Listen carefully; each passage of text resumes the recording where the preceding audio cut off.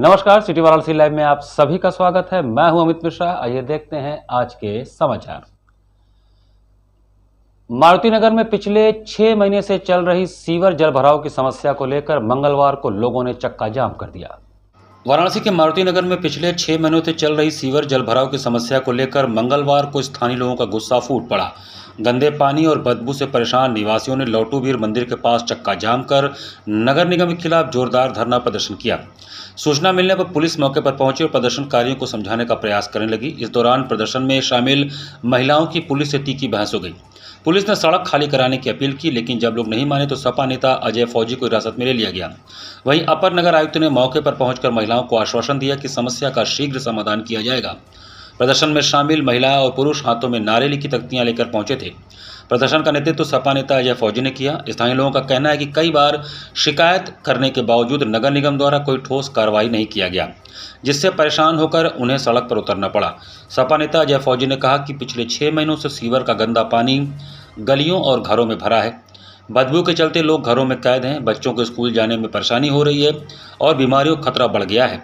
बार बार शिकायत देने के बावजूद अधिकारी केवल आश्वासन देकर चले जाते हैं। हम जनता की आवाज़ उठा रहे हैं, लेकिन प्रशासन हमें गिरफ्तार कर रहा है, जो पूरी तरह गलत है। हम इसका विरोध करते हैं।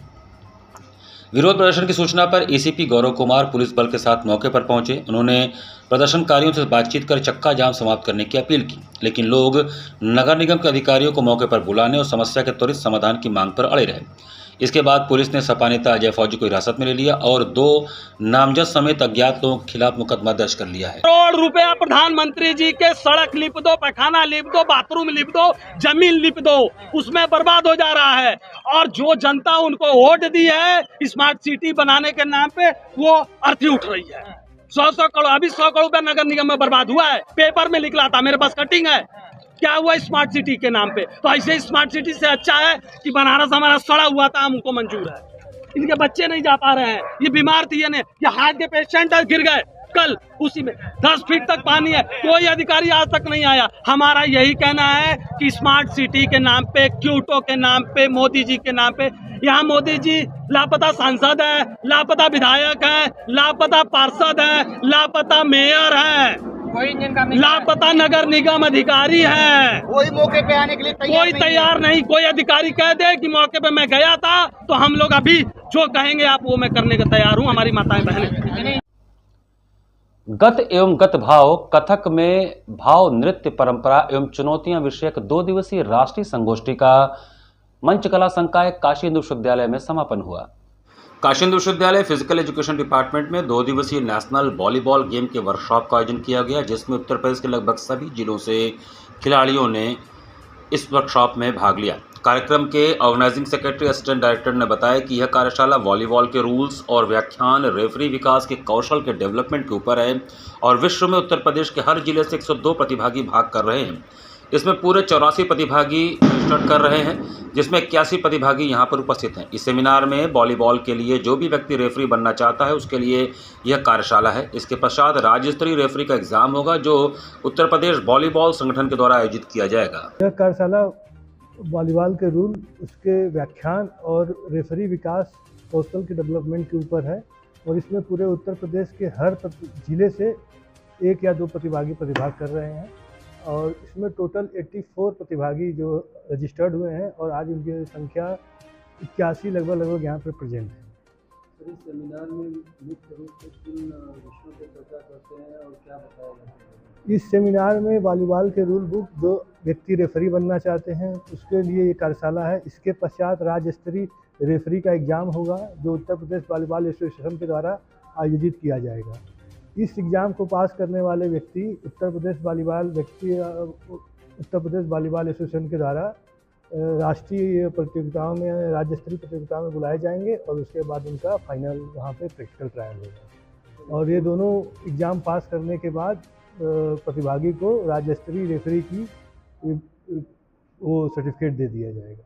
बड़ी कार्रवाई करते हुए वाराणसी पुलिस ने बिना दस्तावेजों के करोड़ों रुपए के आभूषण बरामद किए। दीपावली से पहले वाराणसी में बड़ी कार्रवाई करते हुए पुलिस ने करोड़ों रुपए के आभूषण बरामद किए हैं। सिगरा थाना क्षेत्र के रोडवेज चौकी के पास SOG 2 की टीम ने छापेमारी कर चांदी और गिलट के भारी मात्रा में आभूषण जब्त किए हैं।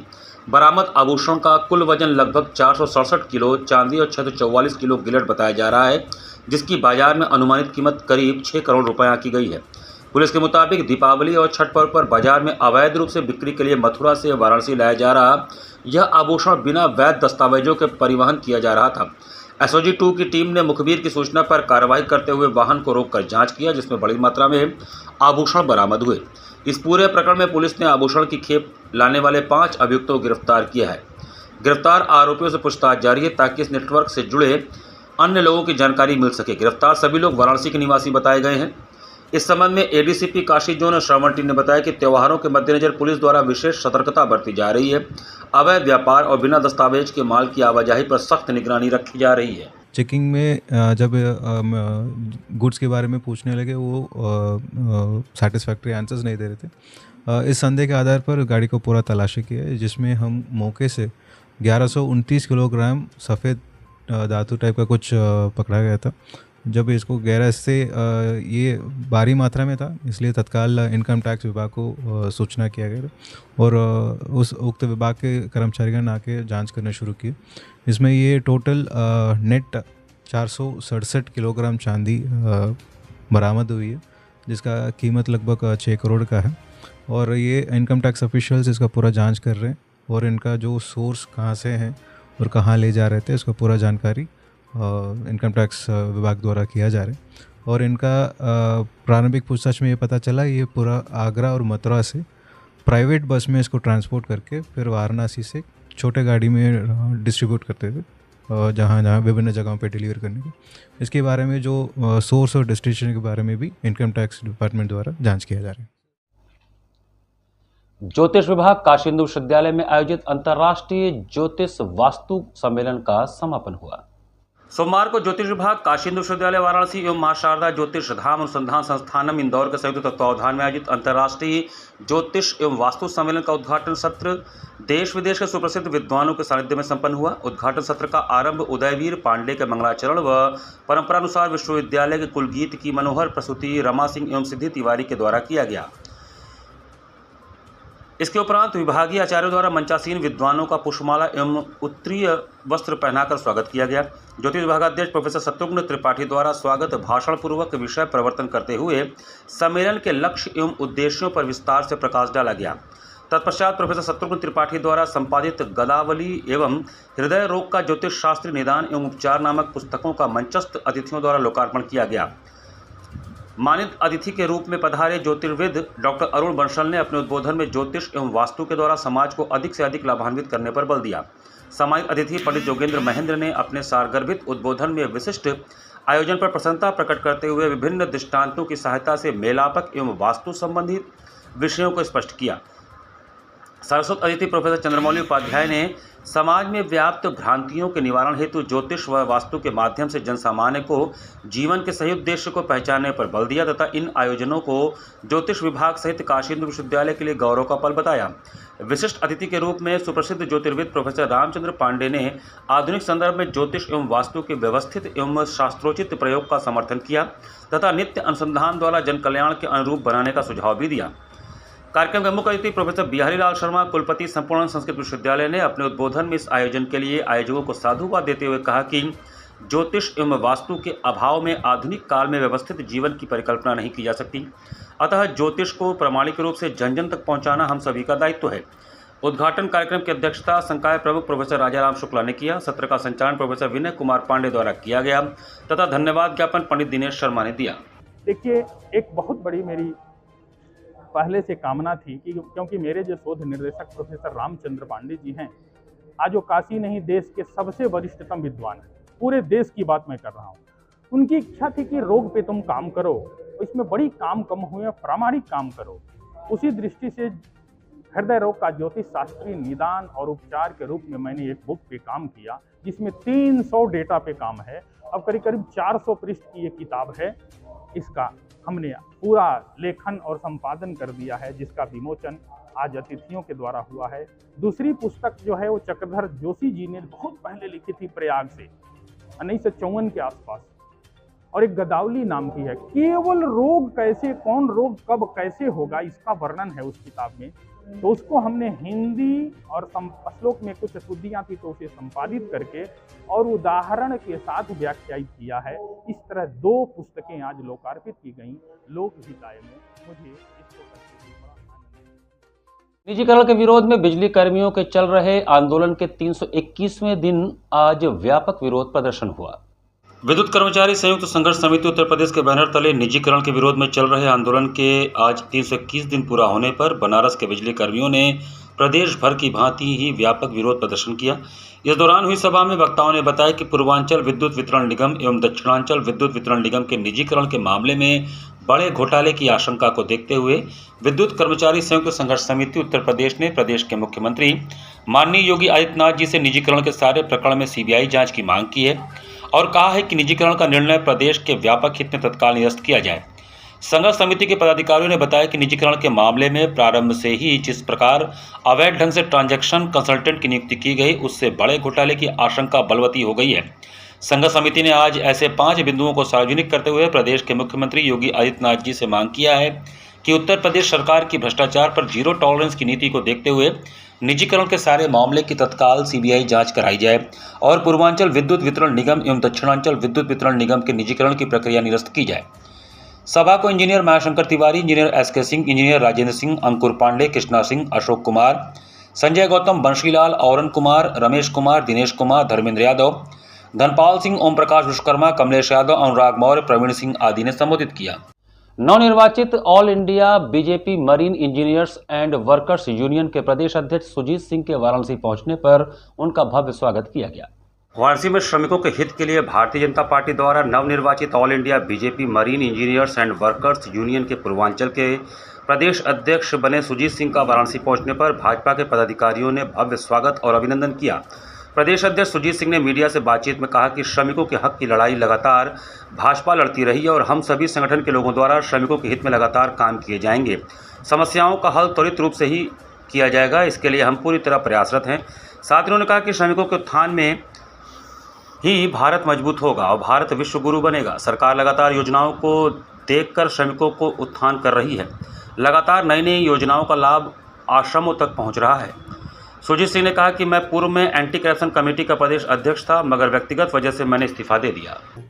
हमारा जो ऑल इंडिया बीजेपी का जो ये चल रहा है मेरा मरीन इंजीनियर्स एंड वर्कर का यूनियन, इसके तहत हम लोगों की समस्याओं को माननीय प्रधानमंत्री जी तक मैं खबर को भेजूंगा लिखित तौर पे। वहाँ से कार्रवाई के लिए मांग करूंगा कि ऐसे भ्रष्ट अधिकारियों पे कार्रवाई हो और गरीबों को न्याय मिल सके।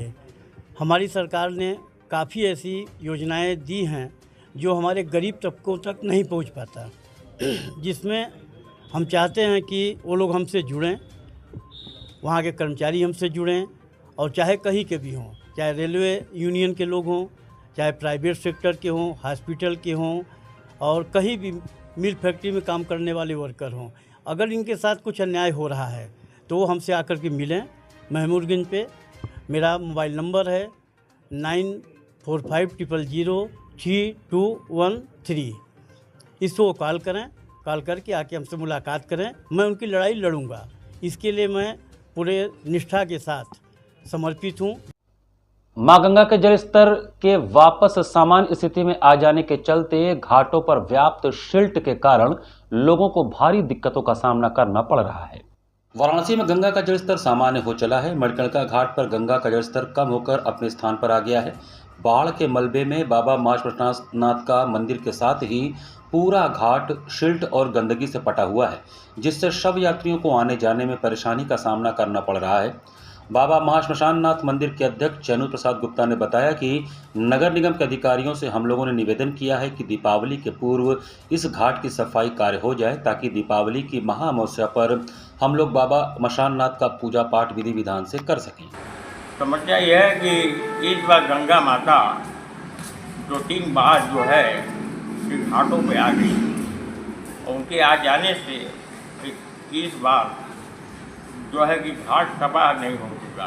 अभी इस समय गंगा माता अपने जल स्तर अपने स्थान पर पहुँच गई है और जितनी मलबा गंदगियाँ मट्टी सब मंदिरों में शवदाह में आने जाने वालों को जो प्रॉब्लम है इसे मेरा ये कोशिश है कि दिवाली के पहले नगर आयुक्त महोदय महापौर से निवेदन है, विधायक जी से निवेदन है कि ये घाट को जरा सुंदरीकरण बनाया जाए और उसके बाद जो है कि यहाँ का संदेश माननीय मुख्यमंत्री हमारे सांसदीय क्षेत्र की ये बात है, हमारे सांसद मोदी जी को ये संदेश अच्छी पहुँचे।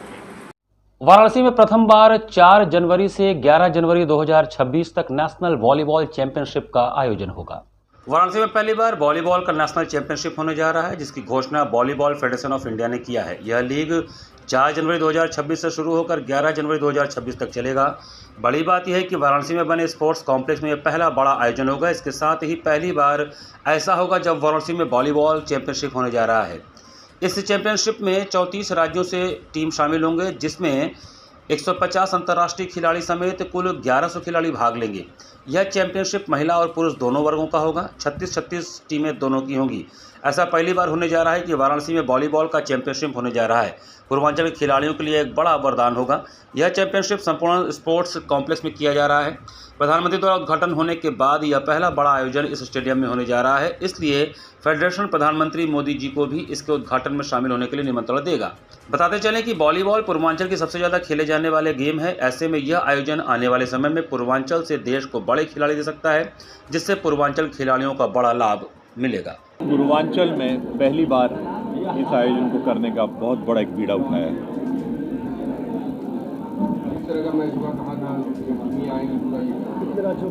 लगभग 34 स्टेटों की टीमें होगी तथा इंडियन रेलवे और सर्विसेज की 2 टीम होगी।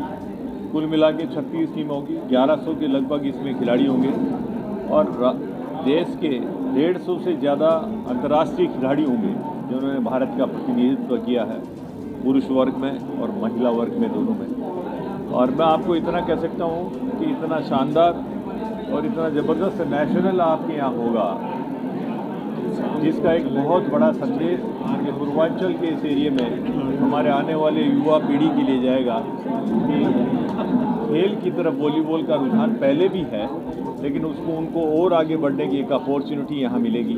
मैं सोचता हूँ कि ये शायद उनके लिए स्वर्णिम नेशनल के रूप में काशी के लिए एक बहुत बड़ी बात है। मैं वॉलीबॉल के अपने जाखड़ साहब को धन्यवाद देना चाहता हूँ। उन्होंने 72वीं नेशनलशिप जो है वो काशी को दिया है, तो मैं सबसे पहले दिल की गहराइयों से इनको धन्यवाद देना चाहता हूँ कि उन्होंने काशी को चुना। माननीय प्रधानमंत्री का संसदीय क्षेत्र है। माननीय प्रधानमंत्री जी हमेशा खेलों को बढ़ावा देने के लिए एक नारा उन्होंने दिया है, खेलो इंडिया। और पूर्वांचल कभी वॉलीबॉल का एक बहुत बड़ी नर्सरी थी। मिर्ज़ापुर देखिए, गाजीपुर देखिए, बलिया देखिए, चंदौली देखिए, बनारस देखिए, यहाँ से नेशनल इंटरनेशनल खिलाड़ी निकले हैं। इस आयोजन के बाद मैं कह सकता हूँ कि पूर्वांचल में वॉलीबॉल के प्रति फिर से एक युवाओं में एक नया उत्साह पैदा हो। घाट संध्या में भगवान जगन्नाथ को समर्पित ओडिसी नृत्य की मनोहारी प्रस्तुति की गई। कार्तिक माह के कृष्ण पक्ष की अष्टमी तिथि में मां गंगा के पावन तट पर उड़ीसा के प्रसिद्ध ओडिसी नृत्य भगवान जगन्नाथ को नृत्य के माध्यम से समर्पित किया गया। जिला प्रशासन के अभिनव पहल पर मंगलवार को सुबह बनास के अंतर्गत घाट संध्या कार्यक्रम में उड़ीसा के प्रसिद्ध शास्त्रीय नृत्य ओडिसी शैली में प्रभु श्री जगन्नाथ जी को समर्पित किया गया। त्रय कलाकार जिसमें अंतरा हिमांगी पलक ने प्रेम भाव एवं सांसारिक और अलौकिक पहलुओं की अभिव्यक्ति का शुभारंभ मंगलाचरण प्रथम पूज्य देवता भगवान श्री गणेश की आराधना से किया। द्वितीय प्रस्तुति में बट्टू नृत्य भगवान शिव के एक रूप श्री बटुक भैरव को समर्पित नृत्य के माध्यम से किया गया। तृतीय प्रस्तुति में पल्लवी नृत्य जिसमें भाव भंगिमा एवं नृत्य मुद्राओं के द्वारा किसी भी राग या रागिनी को दर्शाया जाता है। चतुर्थ प्रस्तुति में मोक्ष जो आध्यात्मिक सार के साथ साथ मुक्ति एवं ईश्वर के प्रति पूर्ण समर्पण को नृत्य के माध्यम से प्रस्तुत किया गया। समस्त कलाकारों ने पद लय ताल का अद्भुत समन्वय स्थापित कर दर्शकों के हृदय को भाव विभोर किया। कलाकारों को प्रमाण पत्र मुंबई से पधारे अतिथियों दीप्ति मेहता एवं वीरेंद्र मेहता ने प्रदान किया। कार्यक्रम का संयोजन सुबह बनास सचिव संस्थापक डॉक्टर रत्नेश वर्मा ने किया। कार्यक्रम का सफल संचालन सीमा केसरी ने किया। इस अवसर पर भारी संख्या में दर्शकगण उपस्थित रहे।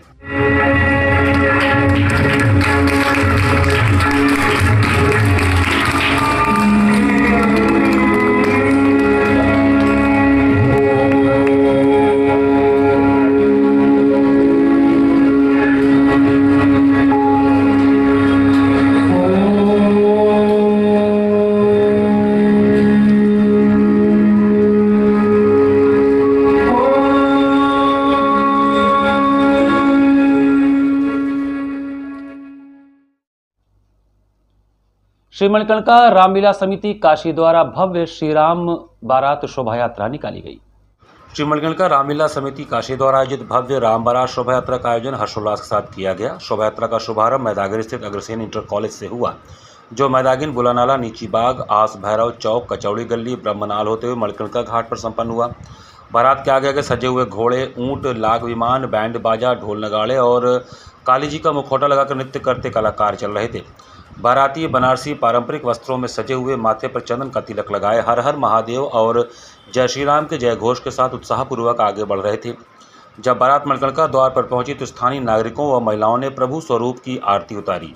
बच्चों में अत्यंत उत्साह देखने को मिला। ऐसा प्रतीत हो रहा था कि मानो देवता स्वयं आकाश से पुष्प वर्षा कर रहे हों।